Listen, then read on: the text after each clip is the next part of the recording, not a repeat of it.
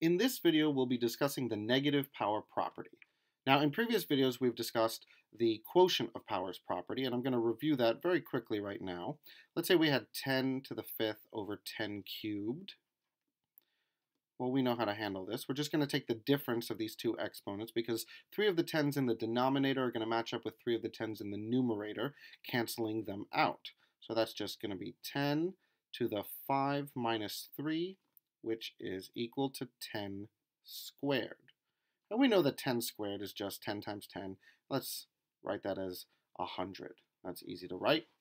But what happens if we were to invert or flip this relationship and put the 10 cubed in the numerator and the 10 to the fifth in the denominator? Well, applying the same property, we would end up with 10 to the 3 minus 5, which gives us 10 to the negative 2. Okay. Well, what does that equal? What does it mean to raise 10 to the negative 2 power? We know that 10 squared is just 10 times 10. What's 10 to the negative 2? Is that negative 100? Well, let's use the same analytical technique that we've used in previous videos to explore this question. So let's say we've got 10 cubed over 10 to the fifth. Let's write this out in expanded form. So 10 cubed is just 10 times 10 times 10. And we're going to put that over 10 to the fifth, which is 10 times 10 times 10 times 10 times 10. And we know that these 10s cancel each other out. 10 over 10 is just 1. 10 over 10 is 1. 10 over 10 is 1. And for the sake of clarity, let's make those 1s. 1 over 1, 1 over 1, and 1 over 1, leaving us with 2 10s in the denominator. So these 3 10s matched up with those 3 10s and leaving us with the difference, but now the difference is in the denominator, so what does that equal? So let's see. This equals 1 times 1 times 1 is just 1, and 1 times 1 times 1 times 10 is 10 squared. And another way of writing that is 1 over 100. So now we can begin to see what 10 to the negative 2 actually means. All right, 10 to the negative 2 is the reciprocal of 10 squared. If 10 squared is 100, then 10 to the negative 2 is 1 over 100. Or if you want to keep it as in exponential form, 10 to the negative 2 is 1 over 10 squared. So we can arrive at a general rule. If we have a base of a and we raise it to the negative n, then that's just equal to the reciprocal of a to the n, or 1 over a to the n. And that is our negative power property.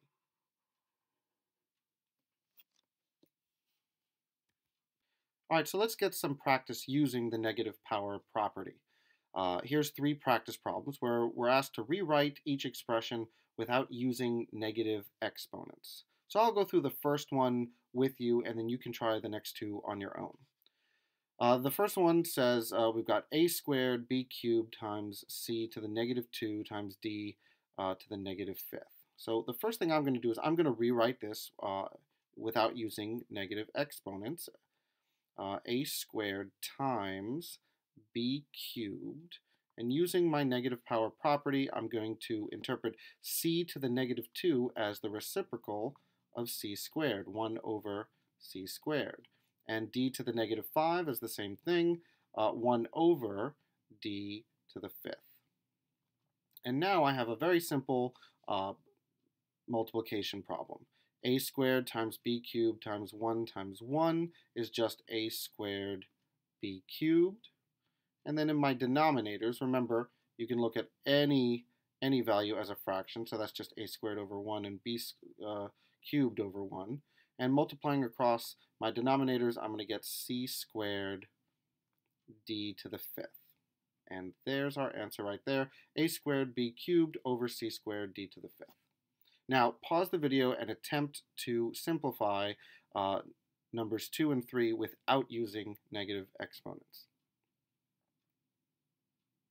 All right, let's go over the answers. So there's more than one way to approach these problems. So if you got the right answer a different way, that's perfectly all right. So from previous videos, we know that this is just one big multiplication problem. 4 times x squared times x to the negative fifth times y squared. So I'm going to write that out the long way. 4 times x squared times x to the negative fifth power times y squared.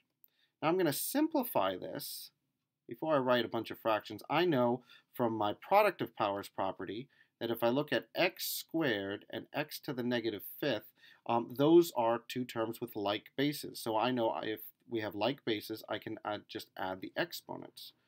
So I can write that as 4 times x to the 2 plus x, x to the 2 plus negative 5, which is just x to the negative 3.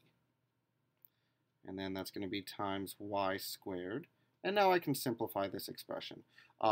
4 is just 4.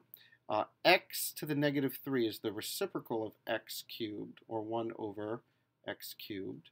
And then y squared is just y squared. And if I look at this as 3 fractions, 1's in the denominators there, I can see that this is just going to be 4 times 1 times y squared, or 4y squared in the numerator, and x cubed in the denominator. And it's that easy. All right, number 3. Again, by now, I'm probably doing too much. You can probably do most of this in your head, but I'm going to write it out the long way so you see the rationale behind what I'm doing. I'm going to split this expression up into the product of 3 fractions. 6 over 3 times x squared over, and I'm going to put that over 1, x squared over 1, and then y to the negative fifth over y to the negative fifth over y. And then I'm going to start to simplify my expressions. We got 6 over 3, and that's just going to be 2. X squared over 1, and that's just going to be x squared. And then y to the negative 5 over y to the 1 is going to be y to the negative 5 minus 1, which is y to the negative 6. And now I can rewrite, I'm running out of space, so I'll just show you here. We can rewrite y to the negative 6th power as the reciprocal of y to the 6th. So I'm just going to write 1 over y to the 6th. And now we can simplify. 2 times x squared times 1 is just 2x squared. And then we've got y to the 6th power in the denominator.